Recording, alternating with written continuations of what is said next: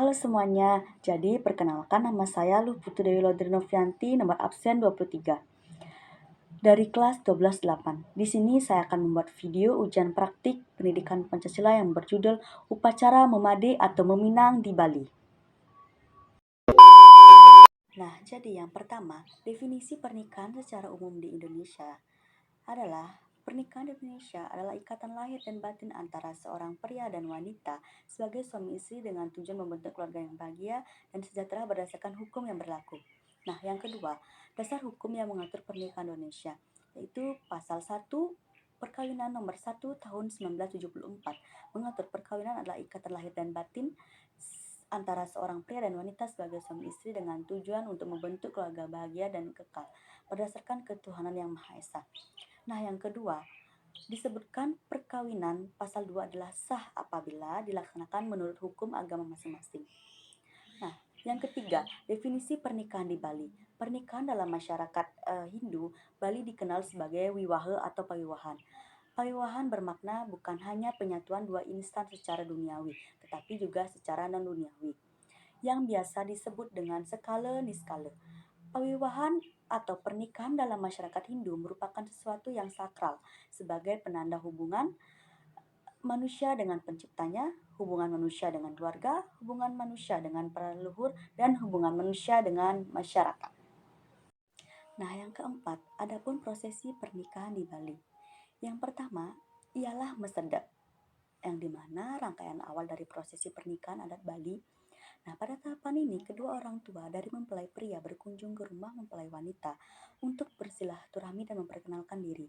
Saat itu, orang tua mempelai wanita bisa mengetahui seberapa siapkah mempelai pria hendak membangun rumah tangga. Proses ini berhasil apabila orang tua mempelai wanita menyatakan setuju dan memberi izin untuk diadakannya pernikahan. Nah, yang kedua, setelah prosesi meseda, dilanjutkan dengan prosesi memade, yang dimana pihak calon mempelai suami datang ke rumah calon mempelai wanita. Nah, dalam momen ini, kedua belah pihak sepakat untuk melanjutkan pernikahan. Pada tahap ini, kedua calon mempelai juga melakukan prosesi tukar cincin yang dianggap sebagai sudah sah. Nah, yang ketiga, selanjutnya ada proses mekala-kalaan atau natap banten. Nah, biasanya dipuput oleh pinandita. Nah, upacara ini dilaksanakan di halaman rumah. Nah, jadi makala-kalan berasal dari kata kala yang berarti energi.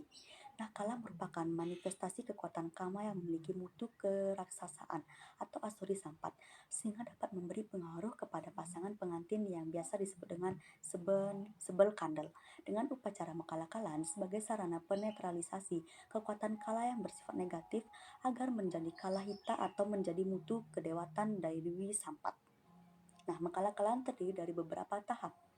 Yang pertama, tahapan pertama adalah menyentuhkan kaki pada kala sepetan, bakul berisi sebutir telur ayam mentah, batu bulitan, uang koin, kunir, kapas, endong, dan keladi. Bakul ini ditutupi dengan serabut kelapa yang diikat dengan benang melalui benang merah putih dan hitam, lalu diisi daun dadap dan lidi.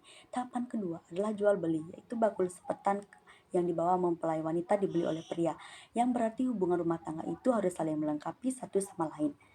Nah, tahapan ketiga adalah menusuk tikar dadakan atau anyaman tikar yang terbuat dari daun pandan, yang dimana mempelai pria menghunuskan keris ke tikar dadakan itu. Nah, tahapan terakhir adalah memutuskan benang. Pada tahap ini, kedua mempelai terlebih dahulu menanam talas kunyit endong di belakang merajan atau tempat sembahyang keluarga. Tahap ini bermakna untuk melanggengkan generasi di keluarga itu. Yang terakhir memutuskan benang yang terentang di tanaman adat yang artinya mereka siap memulai kehidupan baru sebagai keluarga. Nah, yang kelima, adapun dasar hukum yang mengatur pernikahan di Bali. Nah, secara khusus di Bali, pernikahan diatur oleh Undang-Undang Nomor 1 Tahun 1974 tentang perkawinan serta hukum adat setempat. Desa adat memiliki peran penting dalam mengatur pernikahan sesuai tradisi setempat. Sebagaimana diatur dalam Peraturan Gubernur Bali Nomor 4 Tahun 2020 yang merupakan turunan dari Perda Bali Nomor 4 2019 tentang desa adat. Nah, yang keenam, pendapat mengenai memade pernikahan zaman dulu dan sekarang. Nah, pada zaman dulu, pernikahan di Bali sangat dipengaruhi oleh norma-norma yang ketat, di mana prosesnya melibatkan seluruh keluarga dan masyarakat di Bali. Nah, yang dimana upacara pernikahan zaman dulu prosesinya berlangsung sangat lama dan melibatkan berbagai ritual keagamaan yang penuh dengan simbolisme. Nah, sedangkan zaman sekarang eh, pernikahan di Bali mulai bertransformasi seiring dengan berkembangnya zaman. Banyak elemen-elemen modern seperti pernikahan yang lebih sederhana, ada pula yang lebih awal, mewah, dan pengaruh gaya hidup yang lebih fleksibel dan terbuka. Nah, zaman sekarang yang dimana pernikahan ini jika sederhana dan simpel, biasanya dilakukan prosesi pernikahan di gereja dan dipuput oleh sulinggih. Nah, adapun batas usia pernikahan berdasarkan Undang-Undang Nomor 16 Tahun 2019 tentang perubahan atas Undang-Undang Nomor 1 Tahun 1974 tentang perkawinan, bahwa perkawinan hanya diizinkan apabila pria dan wanita sudah mencapai umur 19 tahun. Jadi, sekian video ujian praktik mengenai upacara memadi atau meminang di Bali. Jika ada kesalahan kata, mohon dimaafkan. Dan sekian, terima kasih.